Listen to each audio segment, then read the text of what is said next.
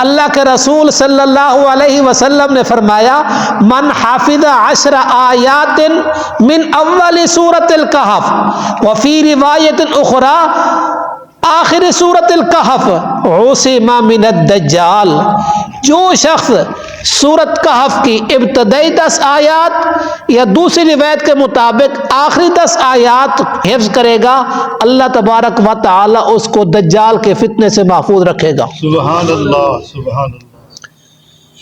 میرے اور آپ کے نبی صلی اللہ علیہ وسلم تو نماز کے آخری جو دعا ہوتی ہے نا درود پاک کے بعد، اس میں بھی میرے نبی صلی اللہ علیہ وسلم نماز کے اندر دجال کے فتنے سے بچنے کی دعا کر رہے ہیں۔ کس موقع پر؟ خود نماز کی حالت میں، اور نبی صلی اللہ علیہ وسلم نے فرمایا میں خود دجال کے فتنے سے ڈرتا ہوں اور تمہیں ڈراتا ہوں۔ پہلے انبیاء بھی ڈرتے اور ڈراتے گئے،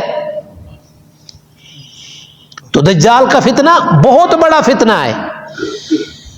اور ایک اور روایت میں آتا ہے آقا صلی اللہ علیہ وسلم نے فرمایا من قرأ سورۃ الکہف فی یوم الجمعۃ، جو شخص جمعہ کا دن سورۃ الکہف کی تلاوت کرے گا، بہترین ٹائم فجر کی نماز سے لے کر غروب آفتاب تک، یعنی مغرب سے اذان سے پہلے پڑھ لے تو یہ جمعہ کا دن شمار ہے۔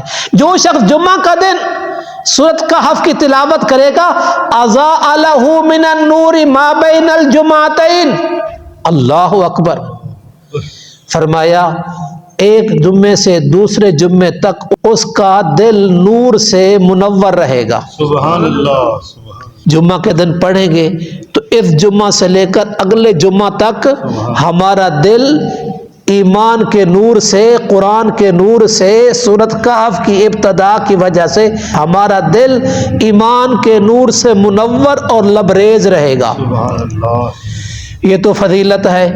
تو سورۃ کہف کی فضائل تو انشاءاللہ اعتکاف کے دنوں میں ہمارے استاد التفسیر والحدیث حضرت مولانا عتیق الرحمان صاحب مدظلہ العالی تشریف لائیں گے انشاءاللہ۔ ہفتہ کے دن میرے خیال میں جمعہ کے دن شام کو اعتکاف بیٹھ جائیں گے، جمعہ کے دن اعتکاف بیٹھ جائیں گے۔ ہفتے والے دن ظہر کے بعد اتوار، ظہر کے بعد سوموار، ظہر کے بعد منگل، ظہر کے بعد بدھ، ظہر کے بعد جمعرات، ظہر کے بعد اب جمعہ، ظہر کے بعد تو میرا خیال ہے جمعہ ظہر ہوتی نہیں ہے، تو جمعہ کے بعد تھوڑا مشکل ہو جائے گا۔